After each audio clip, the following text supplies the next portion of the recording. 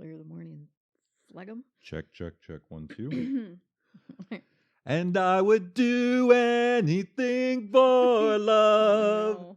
No. But I won't do that. Oh boy.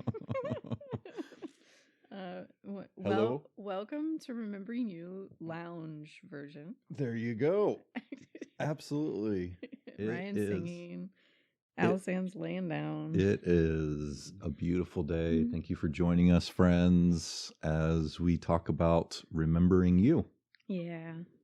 We get to meet our egos today. We get to learn a little more about... I have a confession to make. Can I tell you a story? I am here to hear your sins, my daughter. Oh, that's right. I like it when you play Catholic priest. So, moving on. So after we posted our first few episodes, there was this little voice inside of me that was like, oh, this is so exciting. You are going to be rich and famous. Everyone is going to love you. It's going to be maybe you'll go on, I don't know, insert big name podcast here. maybe you'll be interviewed. Maybe Rupert Spira will discover you. Maybe yes. Andre on Know Thyself. He'll think you're amazing. So folks, this is my ego. This is when my ego loves to imagine how wonderful I am. Sometimes it thinks I'm a piece of shit. It goes both ways. Mm-hmm. But I just smiled and I was like, I see you, little ego. Mm-hmm. So the other thing that's interesting is I experience that voice as being much smaller than it was. Like it's kind of quiet and it's kind of faint, almost like it's literally sitting in the back seat of my, like I'm the driver now. The ego is not the one that's driving the car so much anymore. It's like sitting in the back seat, which is kind of fun. Mm-hmm. I didn't grow up with an ego, so I have always been enlightened and had a halo that was brightly polished and shiny. But for real, the idea of the ego was not a part of my Christian experience, but sin consciousness was. Yeah. And so there was this idea, there's a part of me from the theological perspective of original sin that is always bad and always broken and needed something pretty heroic to be a part of my experience before that part of me could even after that, it would always be a constant battle with the flesh or with the quote old man versus the new man.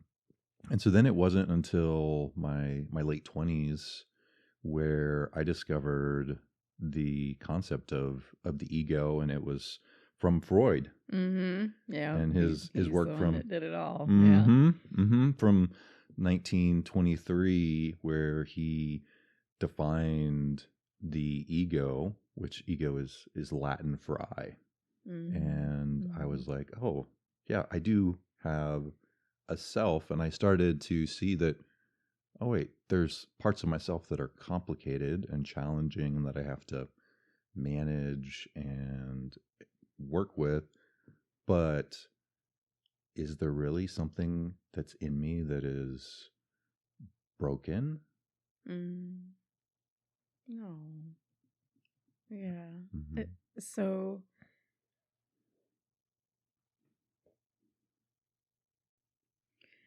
So to give a little more context maybe, or just some structure to this, because ego's super confusing.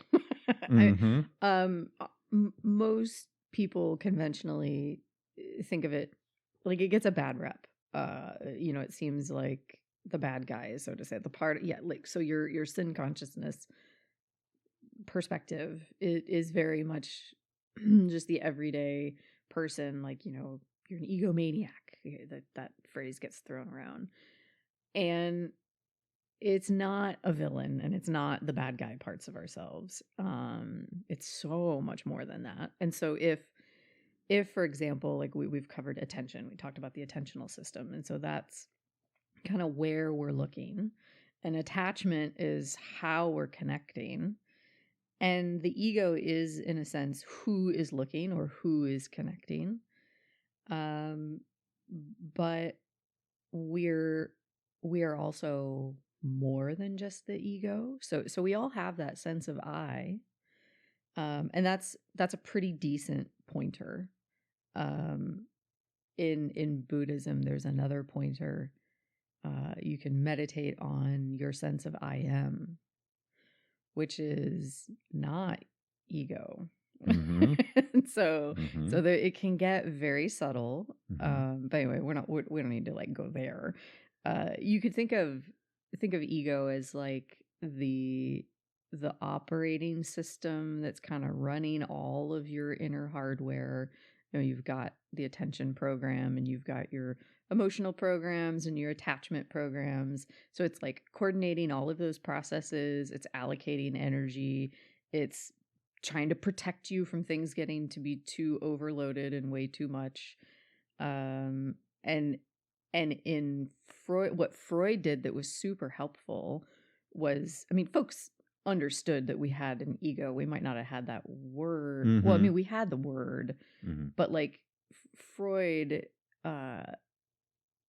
distinguished between my I, my personal me that is kind of very private and felt, and then there's a superego that is taught to us through our family and culture and society as we're growing up. So it's the part of us that follows all the rules and does the things so that we can get along with others, and that, so society functions in a sense. Mm-hmm. And that part of our egos is also super, super important.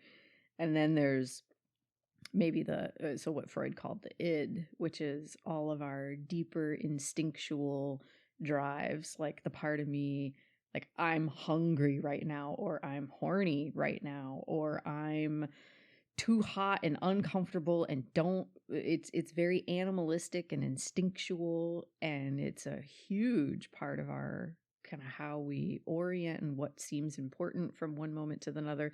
And so the ego is just the part that's in the middle, that's mediating kind of the higher societal, here's how I'm supposed to act, here's what I'm supposed to do, and then all of our lower, so to say, instinctual drives. And it's just the thing in the middle that's managing all that experience. So this morning, when I took the trash out to the curb, Yeah. that was my id, because instinctually I have this visceral response of it stinks, Yeah. and I need to take the trash out of the house. Such a good analogy. Does that work? Yeah, totally. Okay, so that's the id. Yep. And then this afternoon, when I get home from work and the trash can is empty, I am not going to leave it out for days and days, because my neighbors will complain and I'll get a note from the HOA. So that would be my super ego. Yes. My social awareness kicking into play. And instead, I'm going to bring in the trash right when I get home tonight. Yeah. Yeah. So in a sense, without our ego, there's no way to function. like there's no way to make sense of here's this thing, it's gross, I don't like it, what do people expect of me, what do I do? Like it's an organizing structure.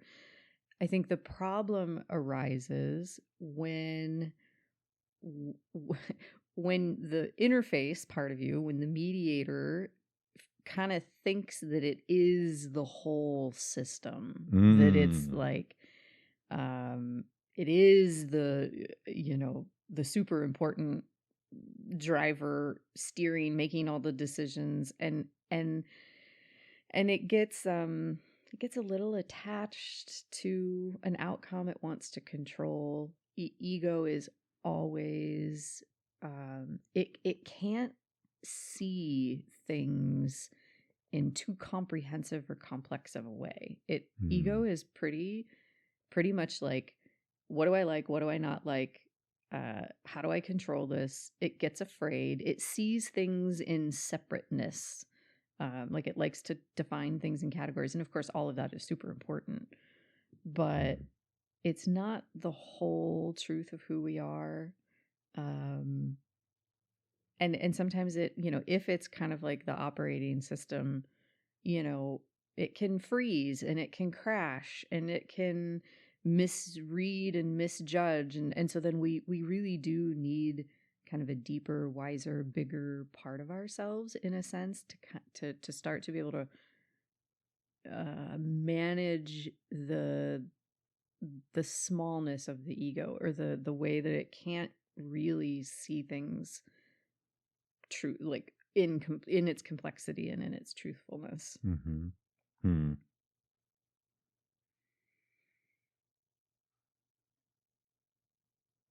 So I have a question. When, in your experience, have you experienced your ego in a healthy way? Oh.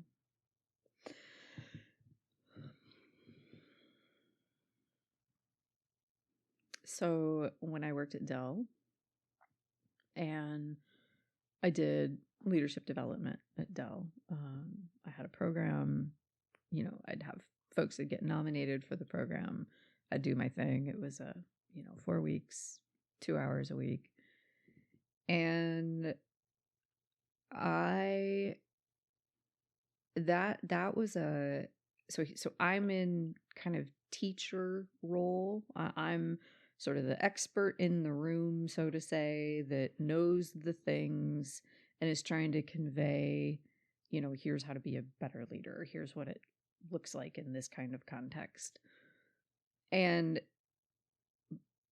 my ego could have gotten kind of all super important about that. I could have gotten very identified with that role, as if it is who I am. I could have really grabbed on to this teacher, and so there is a need for me to step into that role, to put that hat on, and that looks like being really well prepared, having slides to show people, having handouts, having exercises. I'm managing the time, I'm taking questions from folks, but I can't get attached to that role or think that that's who I am, because inevitably, I learned very early on, I have this idea of what I think people are going to learn or how the program is going to unfold. And if my ego was super, like, needed all of it to go a particular sort of way, it never does. Like, No. It's always different. It's always, Sure. Every single cohort was, I would say something, and then, through the questions that folks asked or the feedback that I get, I can tell that they're picking up something totally different than what I imagined they would. And that's not a bad thing. It's just humans are really complicated, and leadership is super complicated. And it's like, we all are where we are. Mm-hmm. And it was challenging for my ego sometimes, excuse me, to hear people, maybe something didn't land, or it was very clear that they just weren't picking up what I was throwing down. And so my ego had to, like, understand that that's just part of the process, and it can't control how it's going to look and how it's going to go. Sure. It can't cross all the T's and dot the I's. And so that my ego was super, super helpful in making sure that things were structured and that I was prepared and that I knew how to track folks, but it wasn't really controlling anything. Mm-hmm. At the end of the day. Mm-hmm. It was just helping me mediate. It was like my assistant in a sense throughout that process. Hmm. So almost in the sense that your ego helped you find the boundaries for your experience as a facilitator, as a teacher, Mm-hmm. and you knew where to color in those lines. So you knew what your responsibility was, and then you also knew what your responsibility wasn't. Yeah. Mm-hmm. Excuse me. I'm a little froggy this morning. We're going to cut this out. Yes, we are. Why do you think ego's become such a dirty word and misunderstood? I love that question. I think some of it has to do with our Puritan roots. Mm-hmm. And Same way.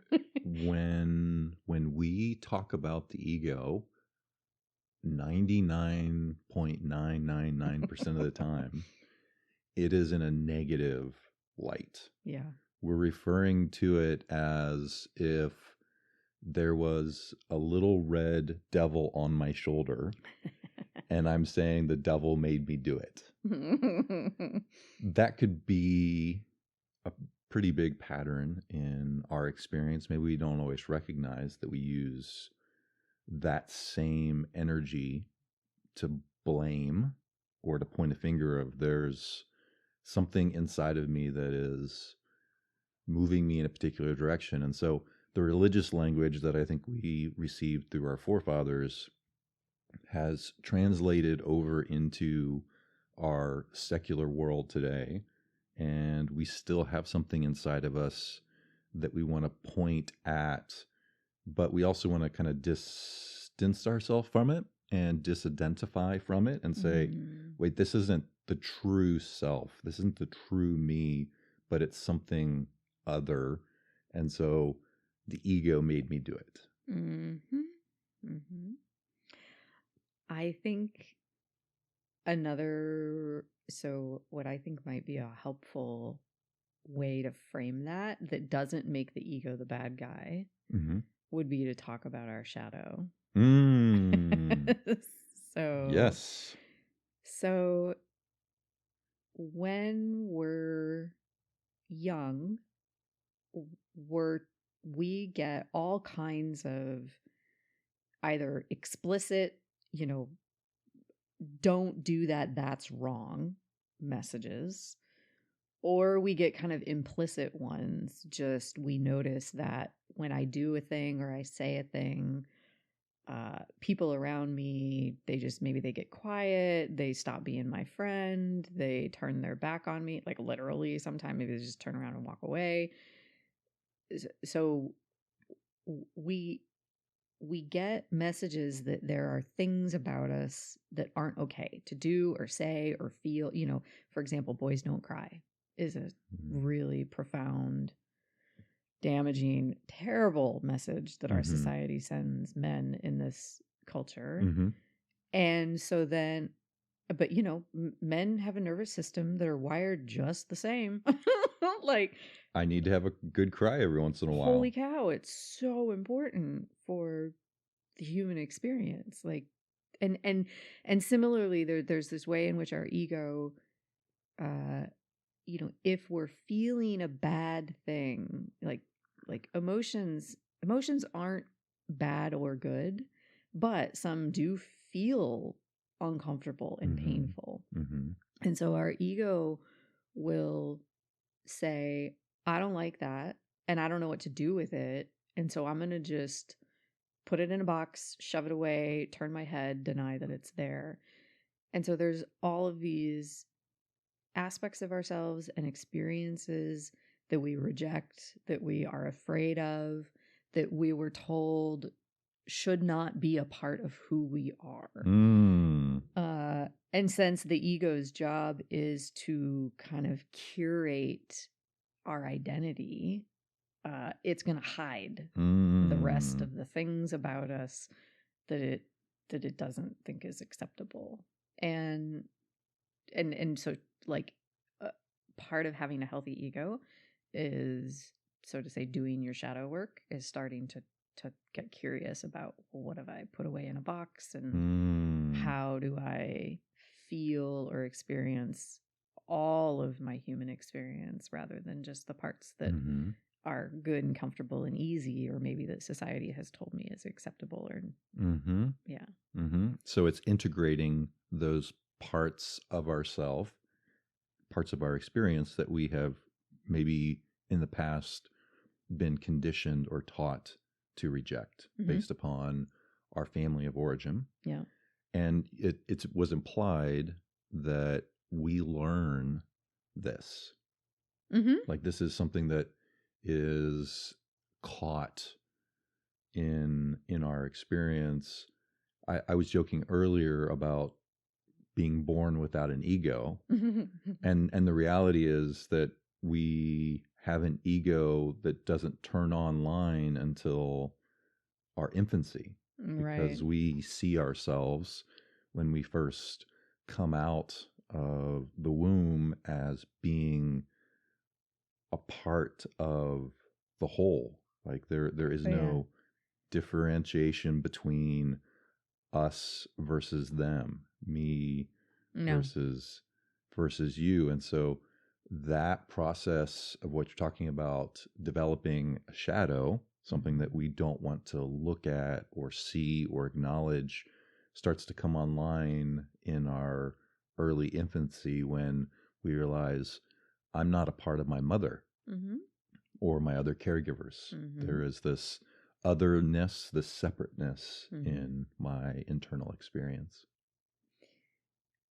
So I'm curious to hear from you, because ego is not only the dark parts of ourselves. It's not only, the bad, so to say, or the uncomfortable, but it's also our unclaimed light, like the talents or desires or vitality that maybe for whatever reason we were told shouldn't be a part of our experience, or maybe it's almost like it's too big and too bright and we don't know what to do with it. And so I'm curious if you, in your trajectory, have found kind of like light parts of yourself that you didn't step into, or that you had shoved away.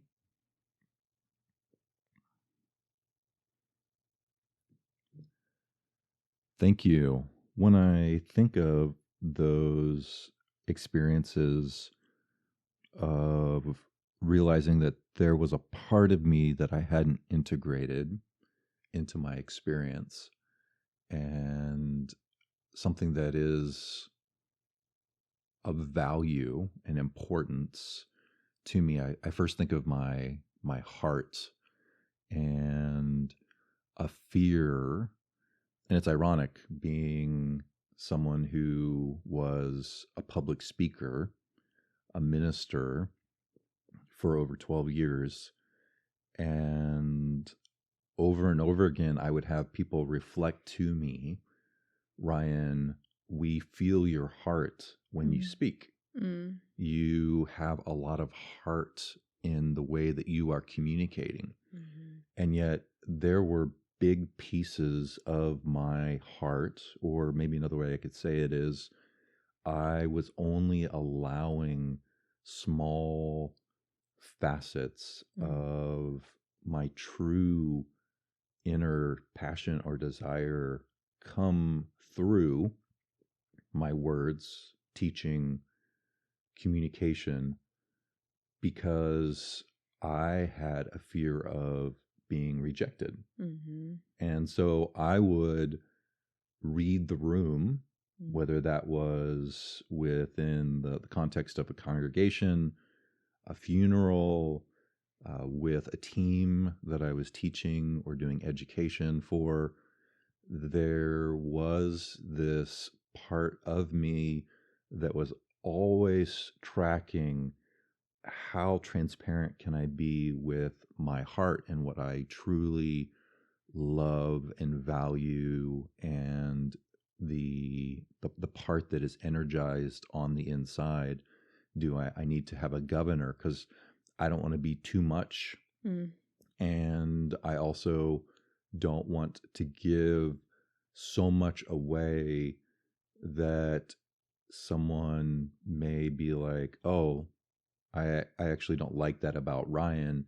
And energetically, I could feel that. Yeah. And so back in my childhood, there were moments that my caregivers or people that I looked up to, when I went into a situation or tried to communicate in kind of a full body or in a loud way, I was told, no, you need to be quiet. You need to be small. That's too much. That's not appropriate here in this situation. And so my light was reserved and held back. And ultimately, I was rejecting it. Right. And it wasn't until my experience of going through the Illumined Men's Rites of Passage, where I was a part of one of the rituals as an initiate, where we were called on to verbally express our deepest heart pain, our wound from our very center, the core of who we are. And I found with those 8 men that I was a part of this ritual ceremony that I could not verbally express my deepest heartfelt pain because I was afraid, what are they going to think? And then the other 150 men who were witnessing this ritual, what would they think? Yeah. And it took me, we practiced this ritual a handful of times, and it wasn't until we actually did it that I felt a breaking loose in my throat chakra and was able to express that deepest part of my heart. And I found, wow, my desire really is to be transparent and to allow what is inside out, regardless of socially what that may be perceived or how it is received from those around me. So that rejection of a part of me began the process of being integrated at that moment. Yeah, shadow shows up a lot in the throat. Like, I imagine everyone listening can find those moments where they want to say something and like the throat just gets tight and constricted. And I mean, I've had moments where you could be holding a gun to my head and tell me like, your life depends on you saying the thing. And it's like, well, you're just gonna have to shoot me because there's no way this is coming out. Like, it can be so intense that fear, that feeling of like, I can't let the thing out. And it might just be our own fear, and it might be fear that others have kind of put on from the outside. But either way, yeah, shadow, that's kind of one of its main transmission points. I don't quite know how to put that, but it's and I will always have that pattern in my life. Yeah. Like, even telling the story, I have cotton mouth right now. Like, my mouth is dry and I just took a sip of coffee. Yeah. Right. So that doesn't make any sense that all of a sudden physiologically my body has removed all the moisture from my mouth, and I'm like, I need to clear my throat, I need to drink something, anything to kind of stop the telling of this story or an expression of my heart experience. Because what if I tell my story and people don't like it, right, or reject me yeah, because of that? So maybe it would be helpful to talk about what doing shadow work looks like. I would love that. Um, I there's there's a gazillion resources online. I mean, lots of people doing shadow work these days, and that's beautiful. I think that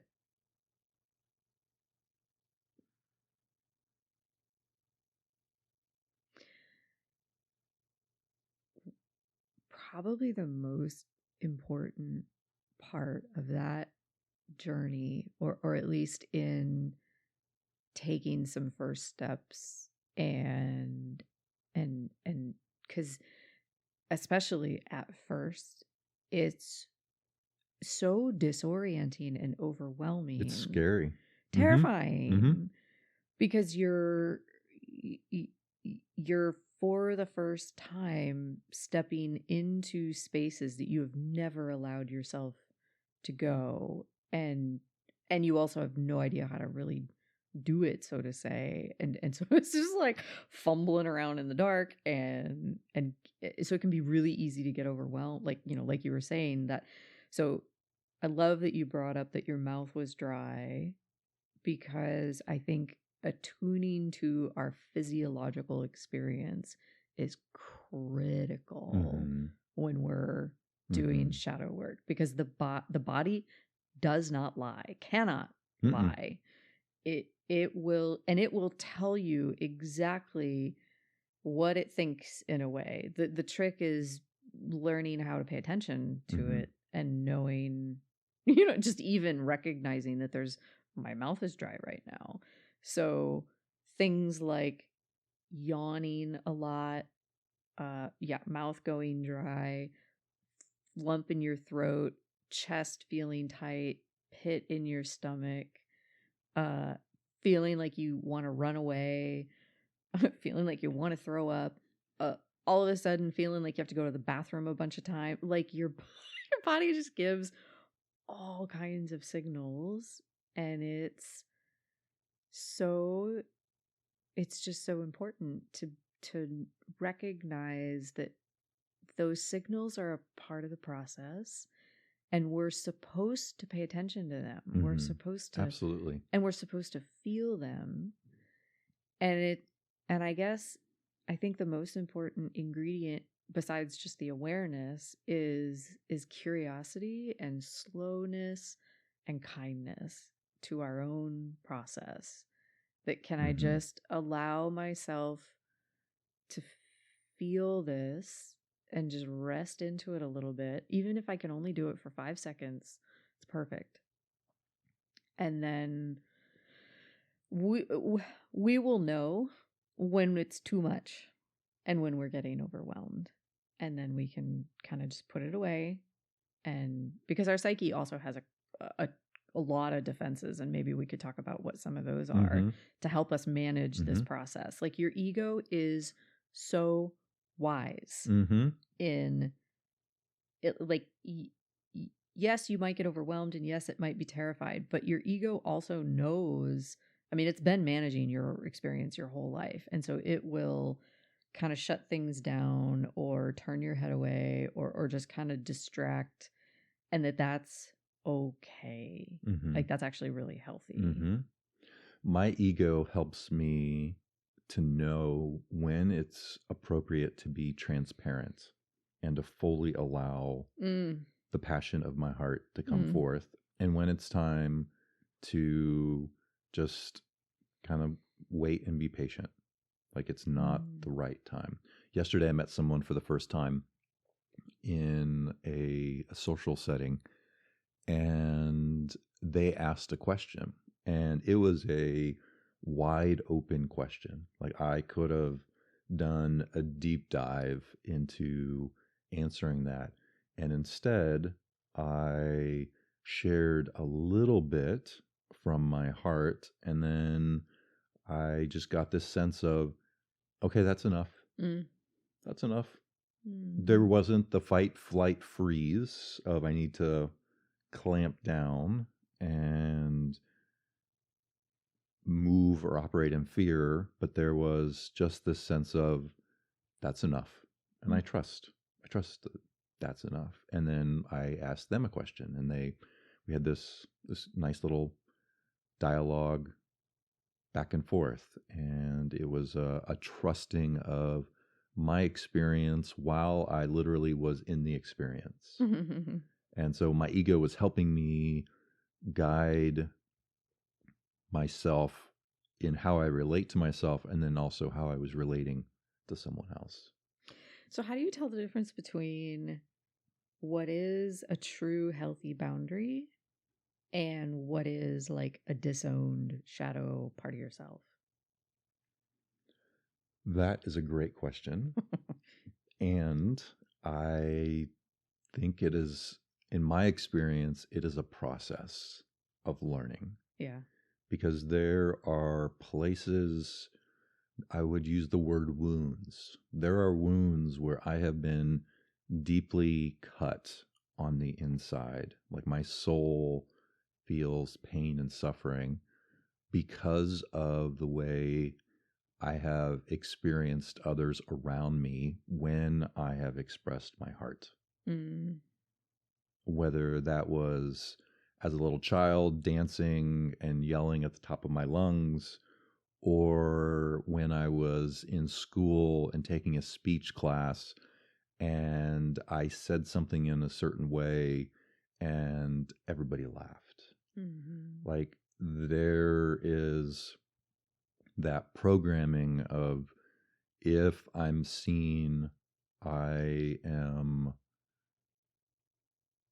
setting myself up for either acceptance or rejection. And so over the years, it has just been a process. And I think that's important for us to recognize that there are patterns in my experience that set me up in a particular direction that maybe it's not the direction I want to continue to go on. And so it's, as you were pointing to, understanding my body, understanding my thoughts in my mind, feeling into the core, my heart center, what is my emotional self, how is it responding in this situation, and then being willing to ask the question, is there a growth edge in this experience? And how do I feel that growth edge,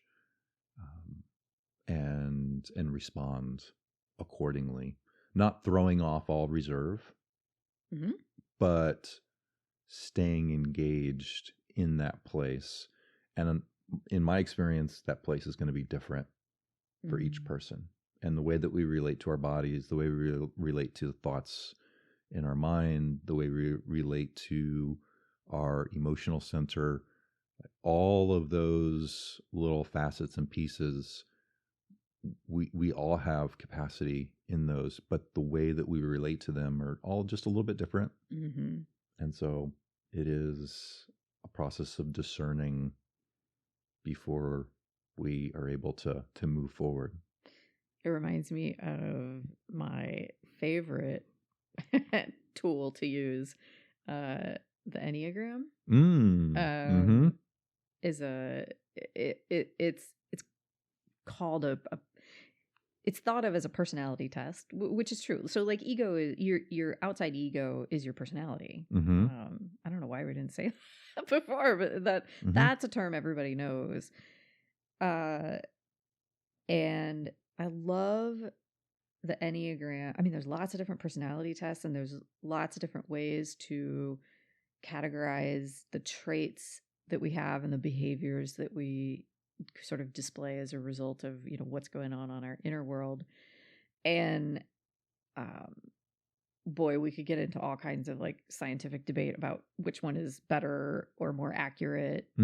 And I that's kind of a different way of approaching this topic. So I want to like I want to give it some notice that there's a very scientific kind of rigorous way we could dive into what is a true personality sort of structure.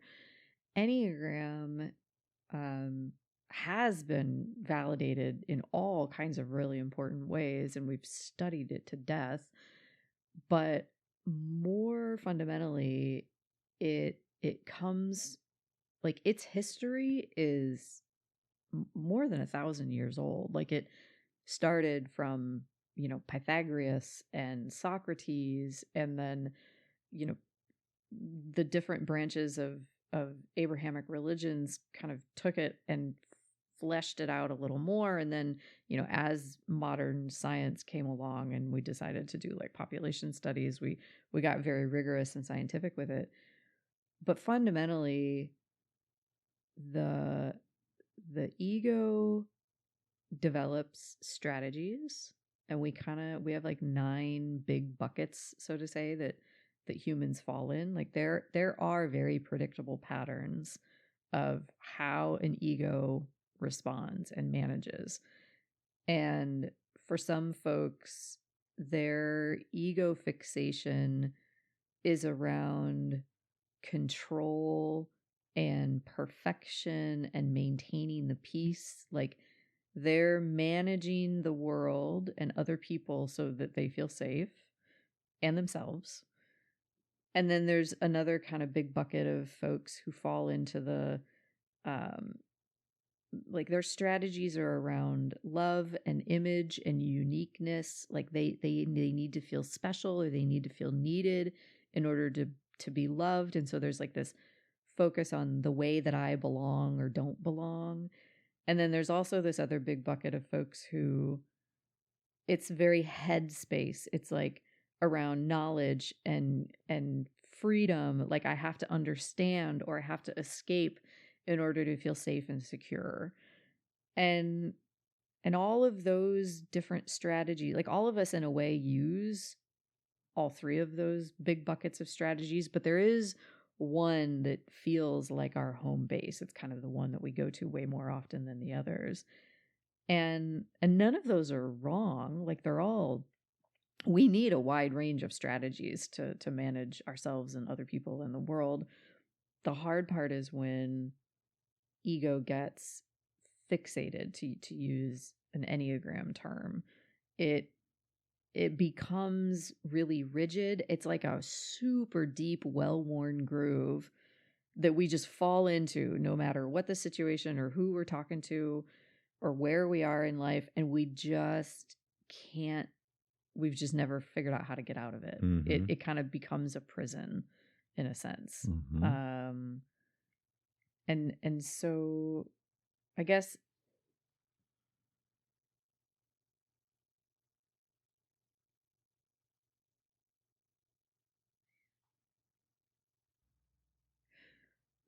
I say all of that to name that. So you were talking about noticing your patterns. Mm-hmm. And I think the Enneagram can be such a helpful tool, because so when I was at Dell, I gave Enneagram assessments to like 500 different people. Like, I used it a lot. I really, really enjoyed it. And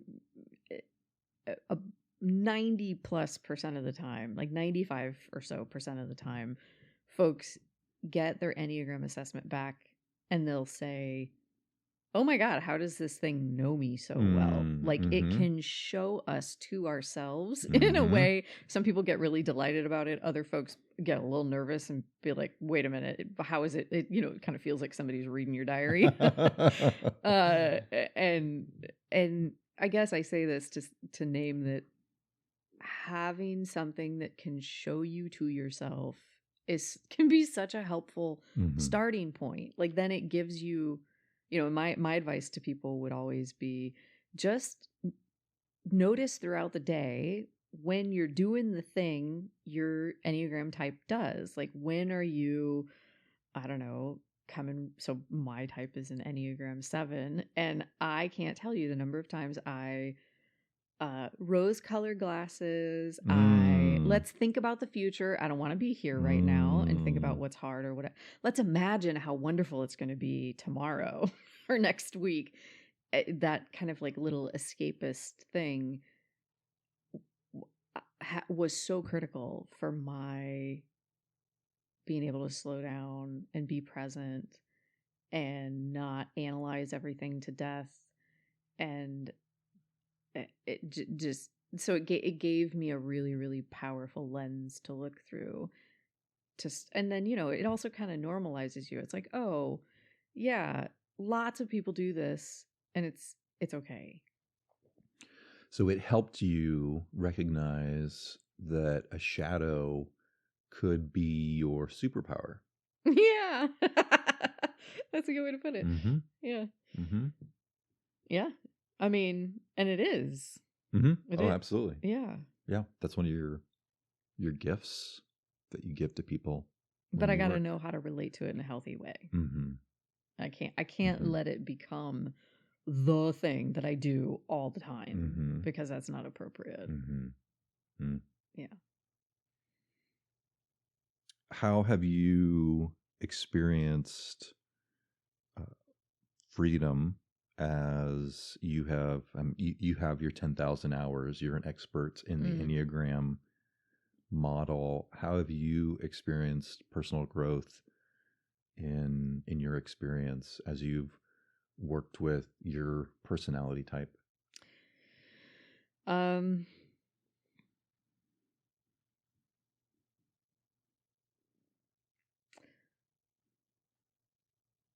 It's fine.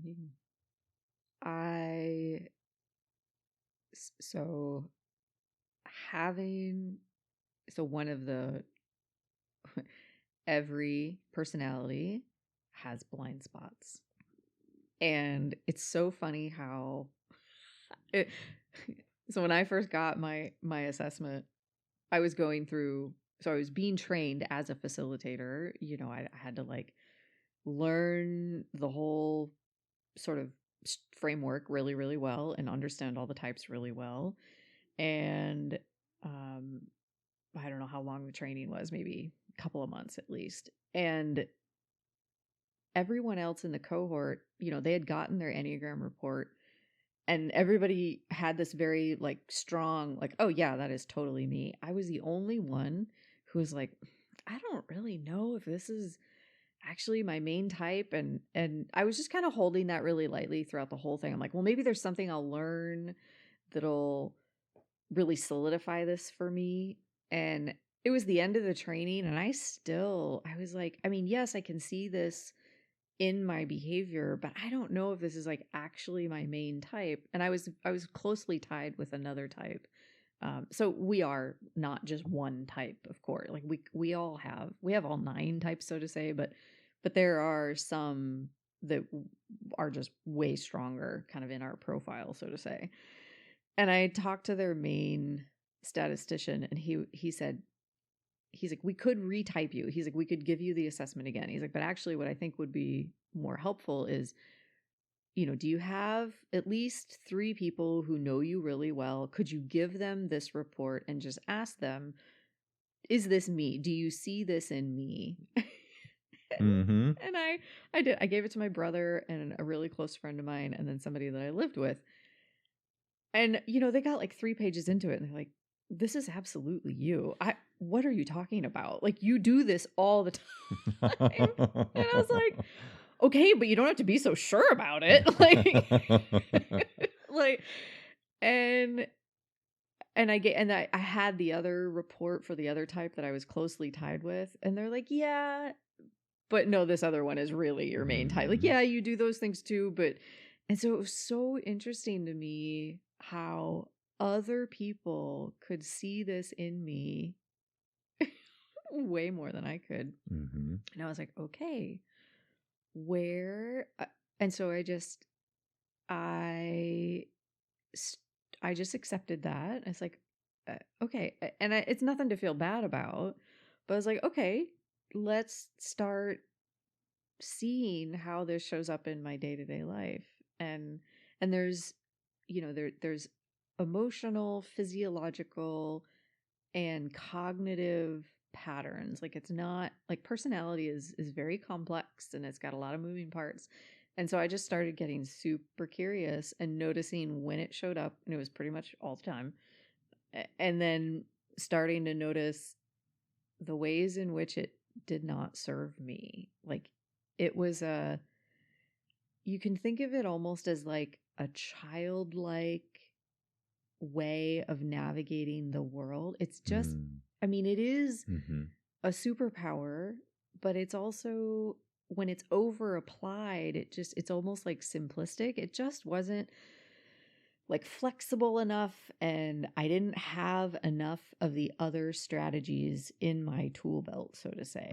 And so it's like, okay, where can I let go of this way of always trying to solve a problem or see myself or see another person, and fold in something different maybe that's missing. So then I started to get I got more colors in my palette, so to say, to paint with as I moved through life.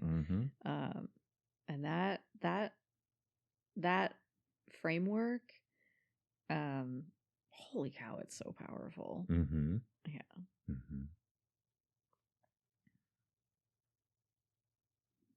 I love that process of discovery, and I think that's one of the things that I love about you is the paths that you go down so that you can serve your fellow humans in deeper and fuller ways.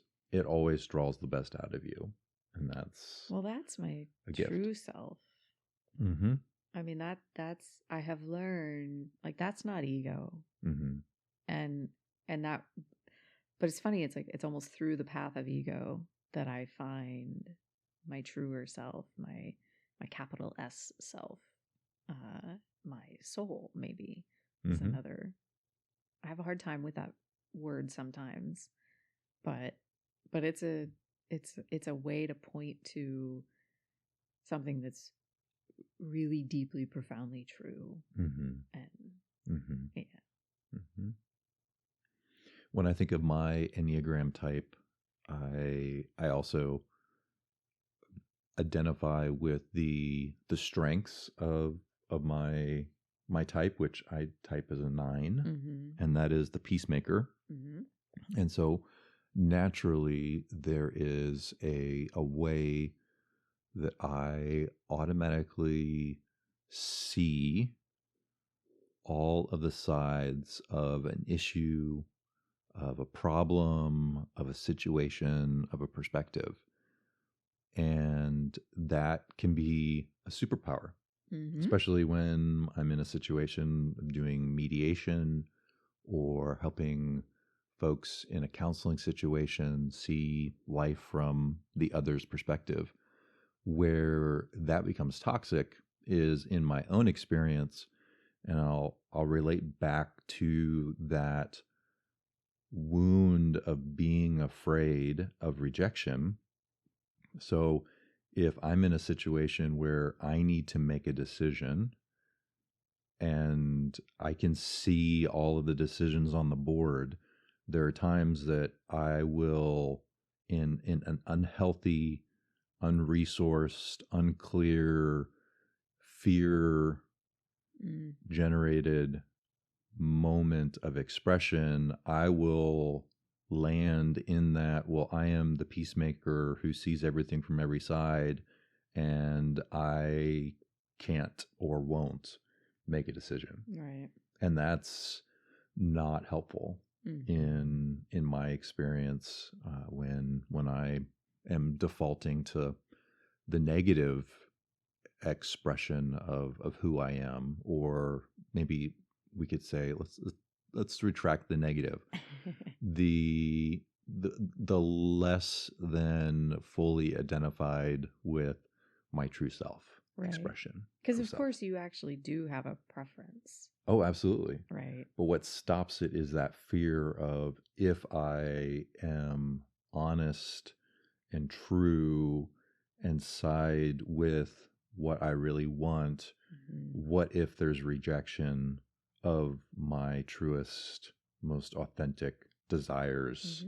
And so sometimes I'd rather just not have an opinion. And sometimes I don't.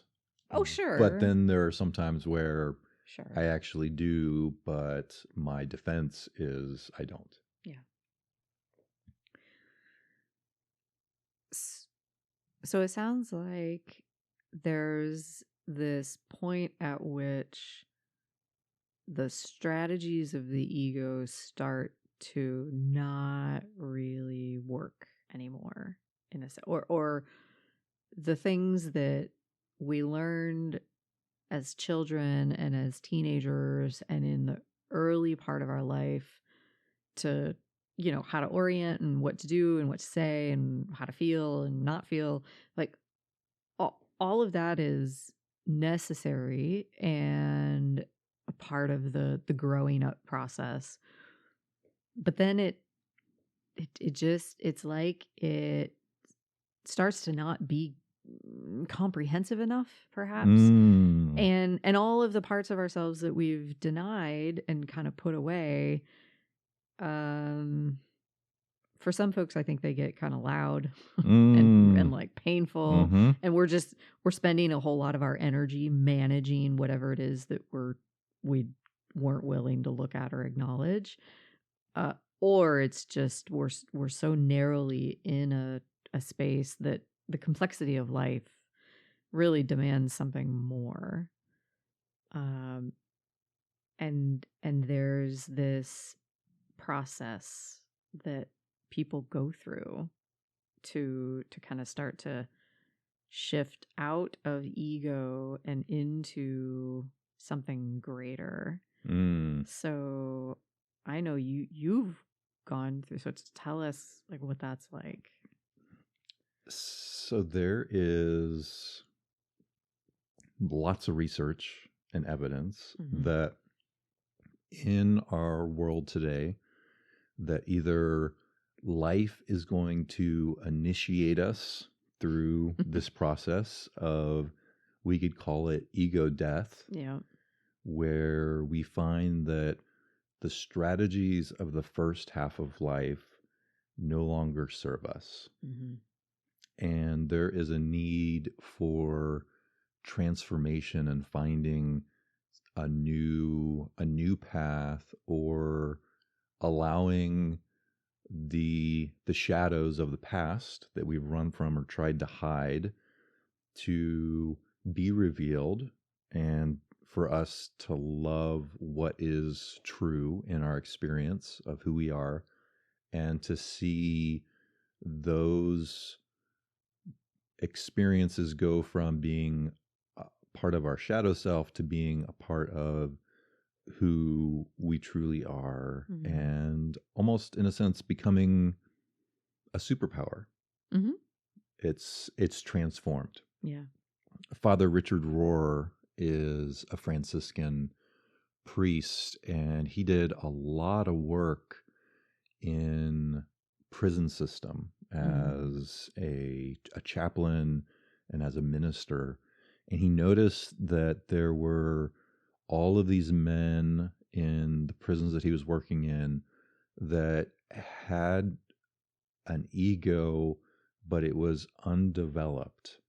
And there were no ways for them to find a sense of belonging, meaning, and safety in their experience other than within the context of gangs. Oh, sure. Yeah. And so he started asking questions and diving into all of the cultures around the world and looking at how do cultures help young men transition from having this overinflated superego into finding a healthy relationship with who they are and how they fit into their family, how they fit into their greater cultural context of society. And so he talks about the idea of the ego being transformed from the master to becoming the servant in our experience. What does this mean? What does this look like? So he has a quote in his book called Following Upward that says that basically the task of the second half of life is to die before you die. Yep. So it's a recognizing that all of the defenses, all of the ways of relating to the self have taken me thus far, and now there is something that needs to be birthed, unearthed, gold that needs to be claimed, that is in the deep recesses of my inner experience. I want you to think about maybe the people in your life that you have witnessed that have gone through what we would term, and it's a pretty popular term in pop culture, a midlife crisis. Yep. What does the midlife crisis look like? For some men, it looks like a ponytail. It looks like a red sports car. It looks like an affair. Yeah. It looks like an addiction. It looks like being a workaholic. It looks like getting jacked and having more muscles than you ever had before. And so these are all ways that the superego is trying to reconcile with the fact that I am not what I was in my 20s and in my 30s. And now I'm in my 40s or 50s, and I am starting to experience mental and physical, maybe even financial or relational limitations in my experience. And that will cause us to freak out. And so we try to find some way to express our power over, our authority in situations, our way to somehow get ahead of this, or we are trying to numb the pain and cover up our sense of, wow, I am not always going to be this young, fuckable man who just wants to make his mark in the world. Yeah. So Father Rohr outlines this in a number of his books, and he identified that there are cultures around the world that give young men an opportunity to feel their own limitations, physically, emotionally, mentally, and yet still have a context of community that is providing safety. So a young man then goes from, I have to protect myself, I have to fight for what I need, I have to, it's all of this power, hear the word I. It's all the ego of I need to guard my identity and fight for my identity, to a transition from the small I to the large I of I am a part of a community. I am a valuable member of the whole. And so there's acceptance, there's invitation, there is a sense of grounded into there is a greater purpose for my life than just to have a shiny red sports car and eye candy on my arm as I walk down the road, or a corner office, or the most likes on Instagram. It really it doesn't pick your poison. Whatever that part in our experience that we feel, I need to have more of this so that I can somehow be more secure, more safe, more self-worth, and receive esteem from others. That is a clue that there's an opportunity for a death before the death. Mm-hmm. And so he created what is called a men's rites of passage, where men are doing work within small groups and then also a larger context of ritual, ceremony, nature, heart-based expressions, and connection, where men are able to see and to feel what it's like to be literally held in a community that is not there to attack or try to take you down, or there's nothing to defend.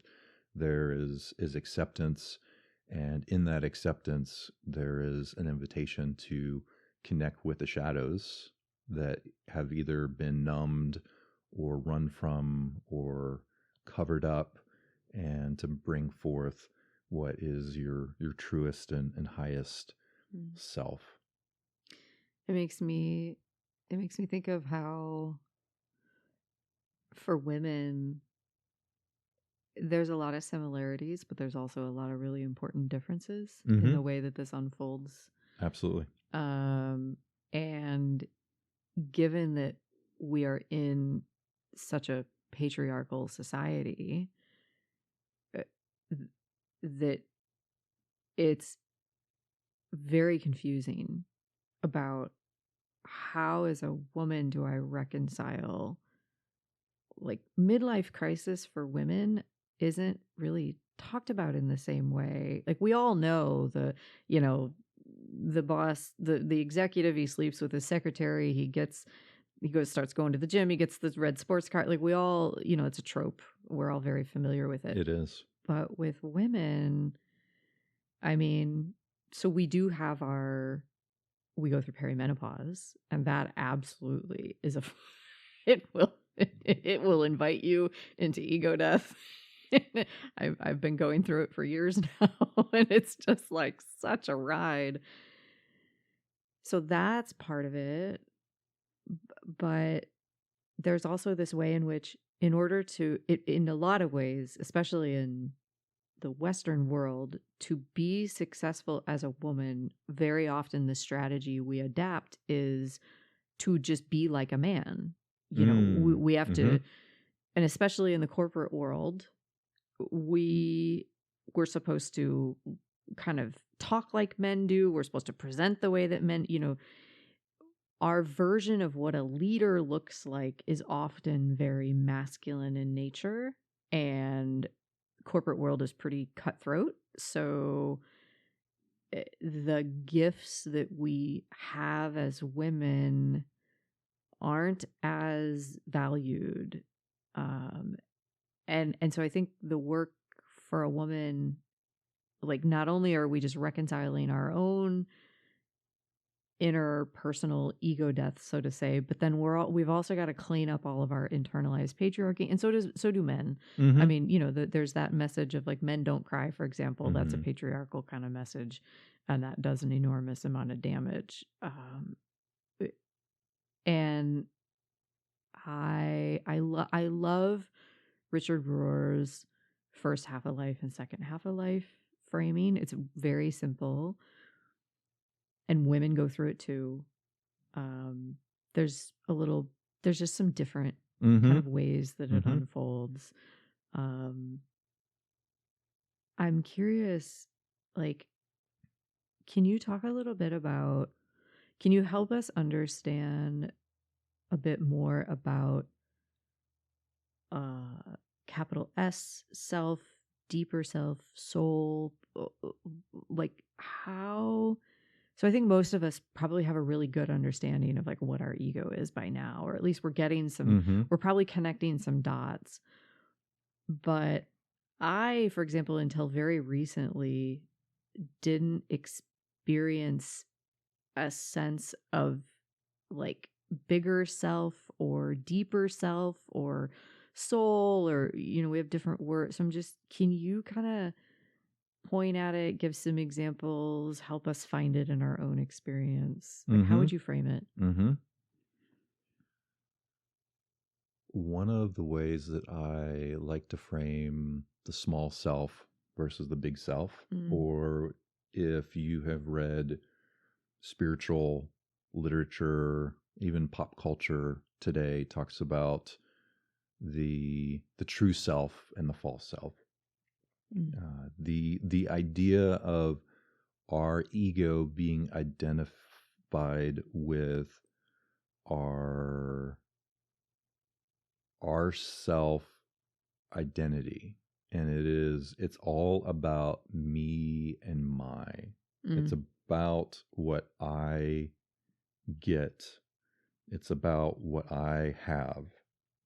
It's about my title. It's about the size of my bank account. It's about how efficient I am. And oftentimes it can be to the detriment, or it can cost everyone in my life something. Like it's more important for me to climb the corporate ladder than to love my kid, or to have a close relationship with my partner. Like there is, on a level, when we talk about identity and the small self is always grasping for more, and there's never enough. There is this fear deep down inside of scarcity. And what happens when I come to the end of my ability to be productive, or to earn, or to get accolades or recognition? And so that's the small self. Small self is not bad. No. As we've already pointed to, a part of our experience in the first half of life is creating an ego.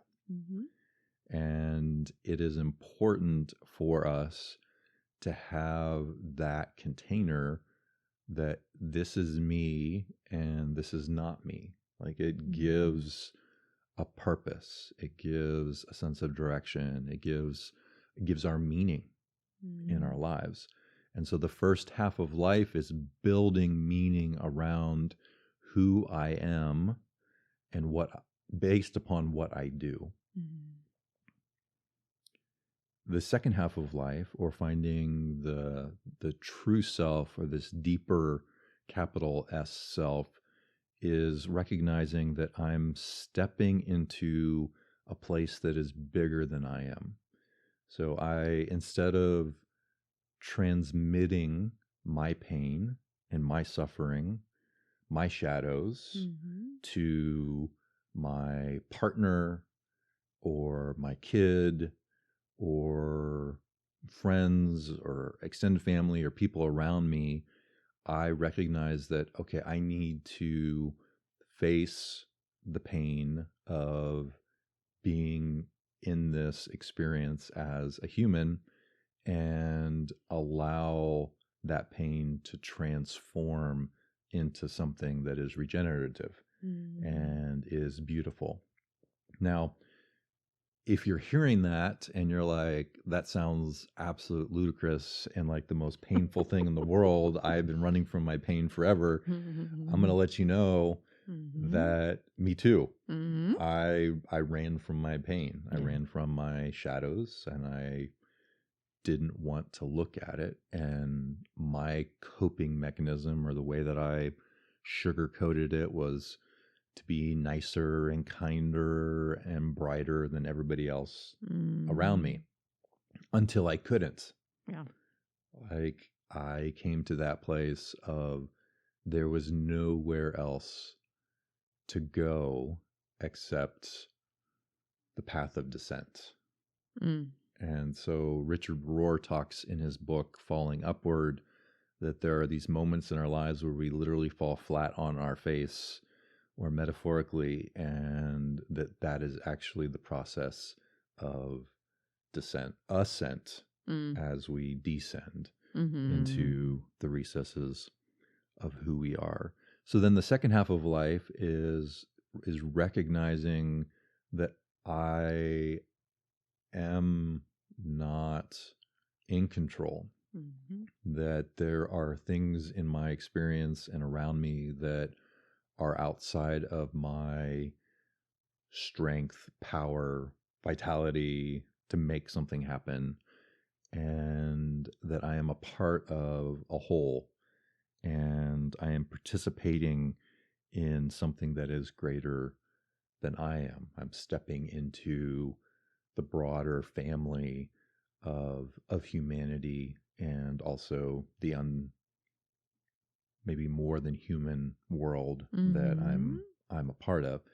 And so ego death is everything that I have built, my name, my reputation, my bank account, my social currency, my likes on the socials, the followers, all of that coming to a place of it was valuable, it was good, it got me to this point, but I am more than the likes on my social media post. Yeah.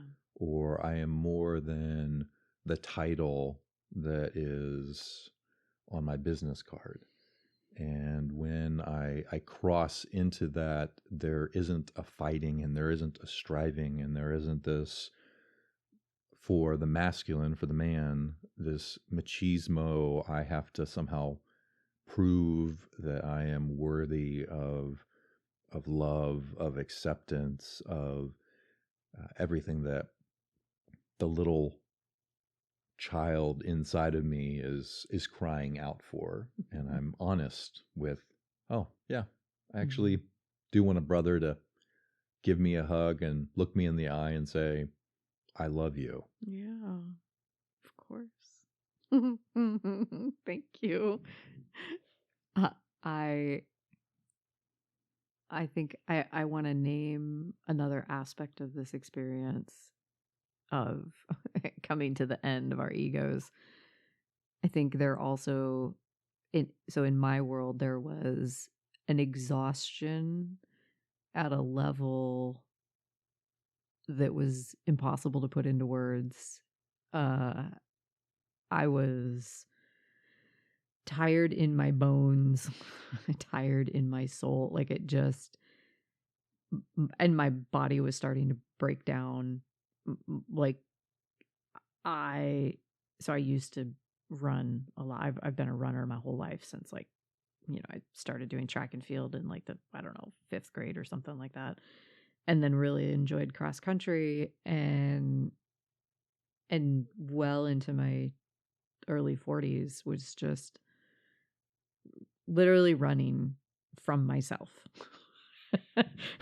And emotionally and psychologically, and my like as I started to pay attention to my body, like that dry mouth you were talking about, or the upset stomach, or the tightness in my chest, there was just this feeling of like, okay, I've got to stop running. And I was terrified of how that would change my physical appearance.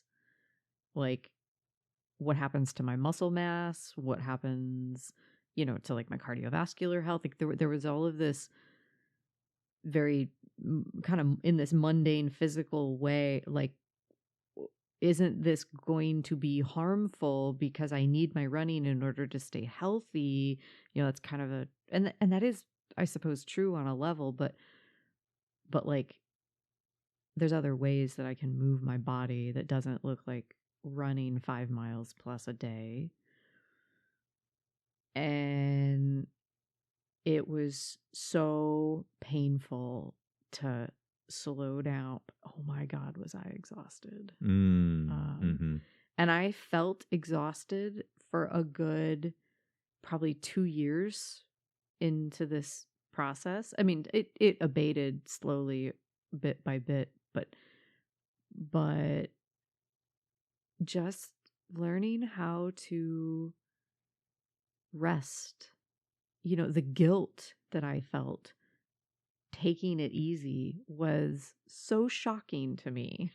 Like, I couldn't take a nap, or let's say, I mean, work in the corporate world is just it's touted as a strength if you're not sleeping and you're getting the deadlines and you're just like working 12 plus hours a day. It's absurd. It's toxic as fuck. Mm-hmm. Anyway, and so I was so deeply in that mindset and that culture that even to take a lunch break was like the guilt, the the shame, the like I it's considered, you're kind of like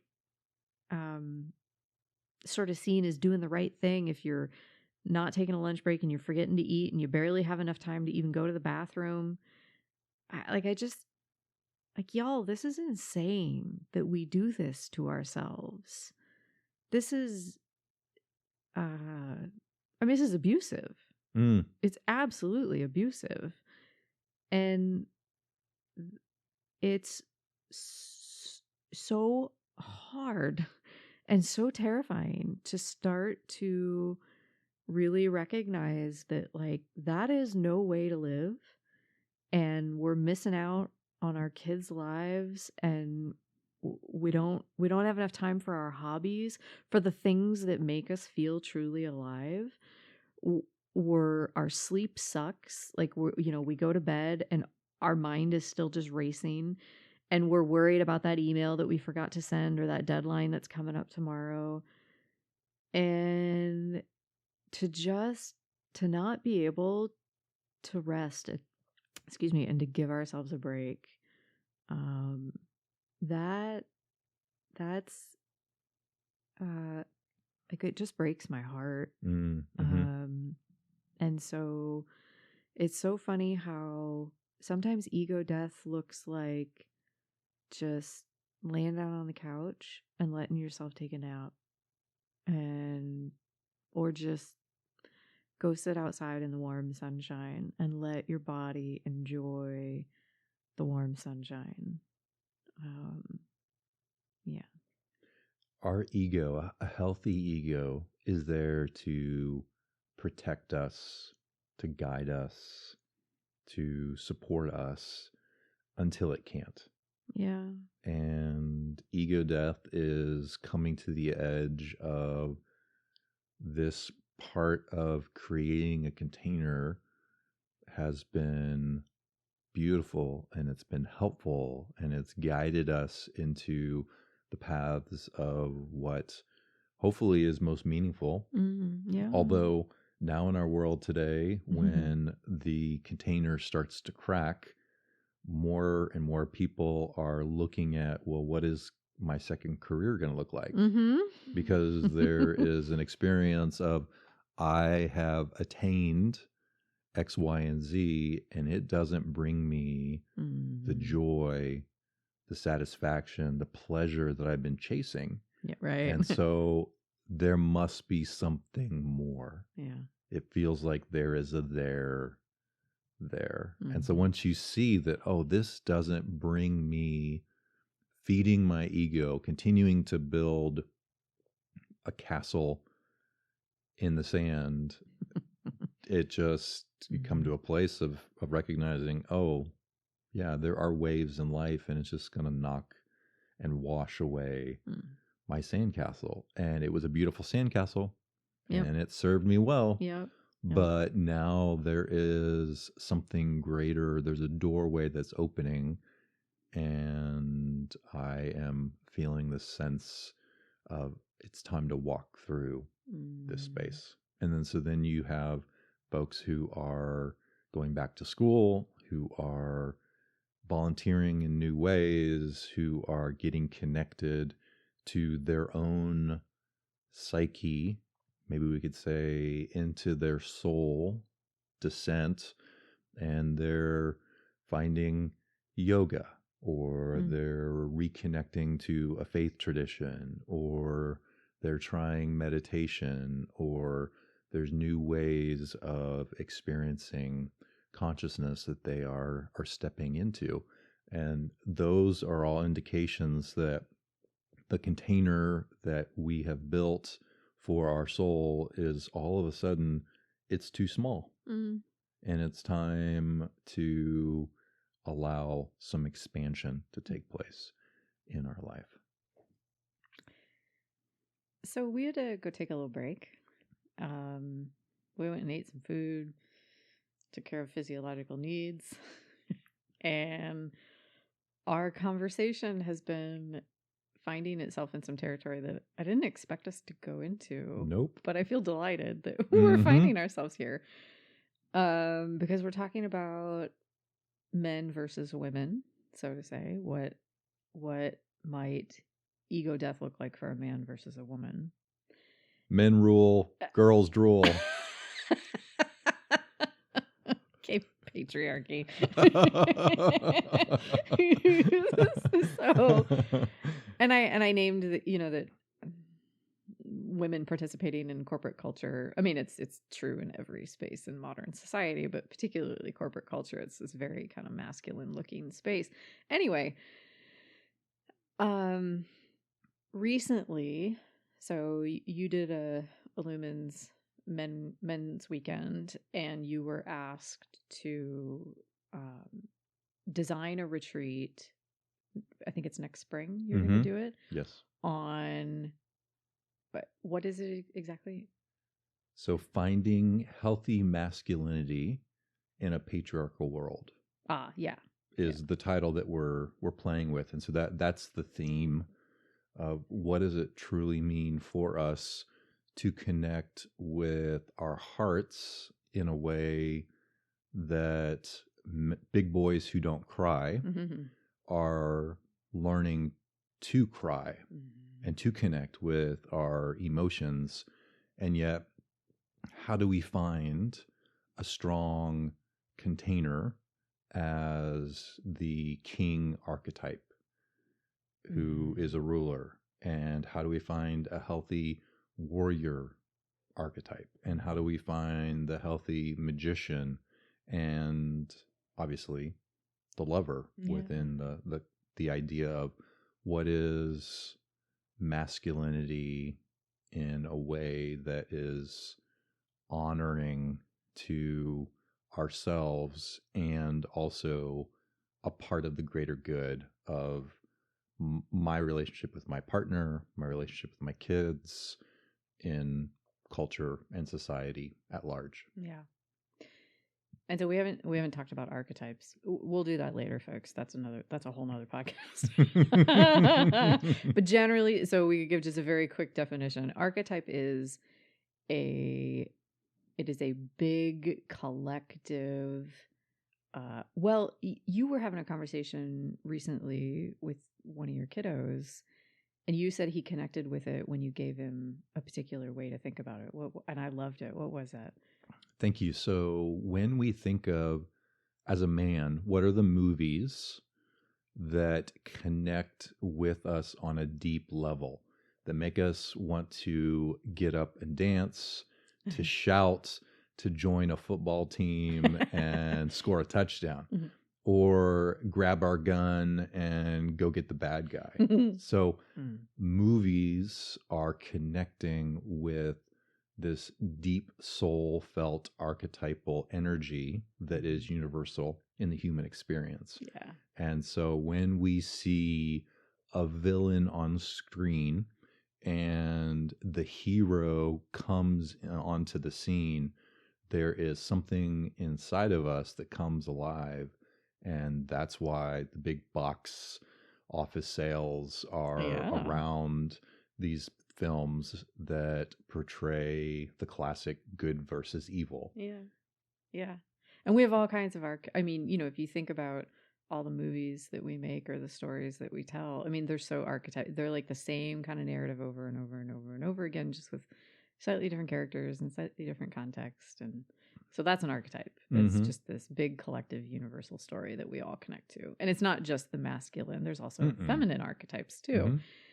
And so as you've been doing some research, kind of preparing for this retreat and kind of trying to figure out like what are all the different puzzle pieces, we've been having conversations about, how does it affect me as a woman, perhaps your daughter, other women in your life, and then what's the experience of a man like, and where are things going wrong in our society? And you found a really lovely YouTube video of a woman talking about her journey. We're going to link to it in the show notes because I just cannot. I mean, it's so good. She hits the nail right on the head. Yeah. And so she was talking about, there's a woman named Maureen Murdoch who wrote a book called The Heroine's Journey. So not drug heroin, but female version of the hero, heroine. and so it was Maureen worked with Joseph Campbell, who wrote this really well-known book called The Hero's Journey, kind of mapping out what the story is of, like, what is the hero's journey look like. And she said to him, I think women kind of have a different journey. And he said, so during our break, I found the quote, because this is so telling. He said, women don't need to make the journey. In the whole mythological tradition, the woman is there. All she has to do is realize that she's the place that people are trying to get to. How does that make you feel, my love? So, I mean, I was like, my breath was taken away so this woman in this video said this quote, and I was just like, I mean, you had to pause. I was just like, that's worse than I thought it was going to be. Mm-hmm. I thought he was going to say, well, women just take the same journey that men do. But no, all she has to do is realize that she's the place that people are trying to get to. Fuck. Awful.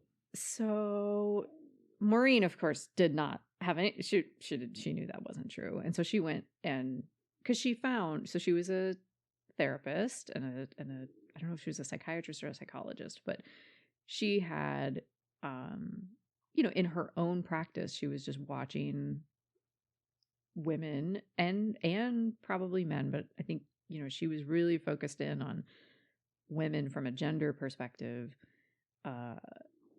What does their process look like? And so she wrote this book called The Heroine's Journey, and it's absolutely beautiful. And we're not going to get into the details of it, but what I do want to name is the hero's journey, kind of the masculine, so to say, version is very much like outer adventure, personal mastery, achievement, conquest. It's basically the ego trying to figure out, how do I relate to the world, mm-hmm. and how do I grow up? Mm-hmm. We're also going to have another podcast where we talk about ego development, because mm-hmm. it does go through very predictable stages, and that is its own enormous landscape that is so much fun to traverse. But that there comes this crisis point where, the hero kind of faces a death or a big fear, and then has to kind of reconcile mm-hmm. with that. And the heroine's journey is more inward looking, kind of, how do I heal the split within me? How do I kind of descend inwardly with my shadow and integrate all the parts of me and so we have just implicitly been talking about both the hero's journey and the heroine's mm-hmm. journey all throughout this podcast. Mm-hmm. But I want to name that, like, there are researchers who have kind of mapped out both of these journeys. They have stages. It's all very predictable. But that it's not like men go through the hero's journey and women go through the heroine's journey, because we each have masculine and feminine within us. Mm-hmm. Every woman can absolutely connect to a part of herself that recognizes the need to be strong, the need to be confident, the need to make a sure decision, to have a strong voice, to kind of shepherd the flock mm-hmm. of a sort. Mm-hmm. But then we also have the part of ourselves that is very nurturing and maybe softer and more flowy. But that is true for men as well. Absolutely. We could say that all of our experience is moving us from a life and experience of separation into a place of being reunited with the greater whole, with the agreement that everything is connected and that there is this overarching unifying experience that we're all coming back into. And it doesn't matter if you identify as a man or a woman or your sexual orientation. This is a process of the whole, of all the parts coming back together. Yep. Yeah, because we humans are so good at the ego fundamentally is about separateness. It's about categorizing. It's about there's a black and there's a white and there's a good and there's a bad. You know, I made a comment earlier about how it's sophistication level. Like it does go through a developmental process, and we're gonna talk about that later. But ultimately, it comes to a point where it can't handle the complex. Like there's a limit. There's a built-in governor. And I think in this conversation we've uncovered that there's a lot of little rabbit trails we're going to have to go down to flesh this out even further. And so I would invite all of you, if you're curious about what what else is next, or what else there is, we're gonna have like kind of like a Wikipedia style page on our website that covers everything we've talked about. We'll post some resources, but we're also leaving some doors open or ajar, and we're hoping that maybe it's like, oh, well, what's that path look like, and what's that little nook? Yes. That this is I guess, who we are as humans and this human experience that we have in the world that we're in. This is a really vast terrain, and there's so much beauty to it, and that there's lots of spaces that are left to be explored. I love rabbit trails with you, my love. You are so good with rabbit trails. They are a delight. So friends, take a moment and visit rememberingyou.life and see what some of the ongoing opportunities to study and to inquire. Definitely check out the YouTube video that is in the link. She shares just masterfully about the heroine's journey. Yeah. And I think it's important as a man, especially, for us to continue our understanding of what is a healthy expression of true masculinity. And women too. Yeah. We get, oh boy, we get all caught up and twisted too. We do. Yeah. Thank you, love. Absolutely. Thanks for joining us, friends. Look forward to sitting down next time with you as we have a little practice of remembering you. Remembering you.